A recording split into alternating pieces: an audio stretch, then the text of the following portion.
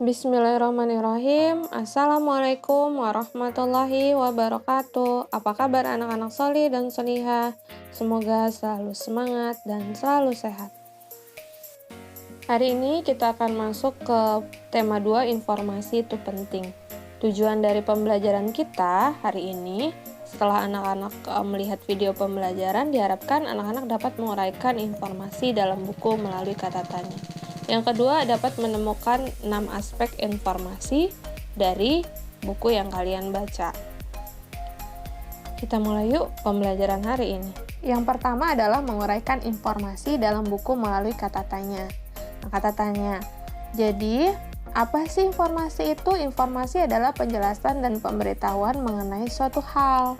Kita biasa disingkat dengan nama info. Nah, kita kalau pengen tahu informasi yang terdapat dalam buku, bisa diuraikan dalam 6 aspek berdasarkan kata tanya dalam bahasa Indonesia. Jadi kalau pengen tahu informasi itu, kita lihat dulu 6 aspeknya itu apa. Aspek kata tanyanya bisa digali dengan menggunakan 6 aspek kata tanya yang disingkat dengan nama adik Simba berapa. Nah, nanti Umi akan menjelaskan tentang adik Simba berapa.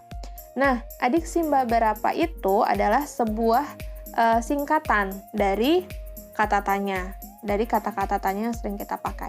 Misalnya A itu adalah aspek apa. Terus D itu adalah aspek di mana. K itu adalah aspek kapan. C itu adalah aspek dari siapa. M itu adalah aspek mengapa. Ba itu adalah aspek bagaimana. Dan berapa itu adalah aspek yang biasa ditanyakan untuk menanyakan jumlah. Nah, ini adalah penjelasan dari aspek-aspek tersebut. Nah, aspek apa itu menunjukkan penjelasan mengenai suatu hal atau benda. Nah, misalnya apa yang ada di tasmu gitu. Nah, aspek di mana itu menunjukkan penyebutan atau penjelasan tempat. Itu menanyakan tempat. Di mana rumahmu? Di mana sekolahmu gitu. Nah, aspek kapan itu menunjukkan penyebutan atau penjelasan waktu. Kapan kamu pergi ke sekolah gitu, seperti itu. Nah, aspek siapa itu menunjukkan penyebutan nama orang, jabatan atau pekerjaan. Ini menanyakan orang. Nah, siapa yang menemukan telepon gitu. Siapa nama adikmu, dan lain sebagainya. Nah, aspek mengapa menunjukkan penyebutan alasan atau sebab dalam suatu cerita. Biasanya, mengapa itu menanyakan alasan. Mengapa kamu tidak masuk sekolah, seperti itu. Nah, aspek bagaimana itu untuk menunjukkan cara proses penjelasan ciri-ciri atau penjelasan karakter tokoh. Misalnya, bagaimana sifat malin kundang, bagaimana cara membuat kue tart, dan lain sebagainya. Nah, kita akan membahas contoh dari itu semua. Kita bisa simak, anak-anak bisa simak buku ISPS halaman 18. Di situ ada contoh, ya, banjir adalah peristiwa terbenamnya daratan yang biasanya kering karena volume air meningkat. Banjir juga merupakan salah satu bencana alam. Banjir dapat terjadi karena sungai dipenuhi sampah. Jika banjir terjadi, masyarakat yang tinggal di pinggir sungai kehilangan tempat tinggalnya.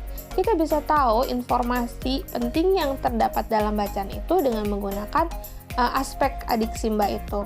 Nah, misalnya kita pengen tahu hal banjir itu, maka kita bisa tahu dari menggunakan aspek apa. Apa yang dimaksud dengan banjir? Informasinya ada di situ. Banjir adalah peristiwa terbenamnya daratan yang biasanya kering karena volume air meningkat.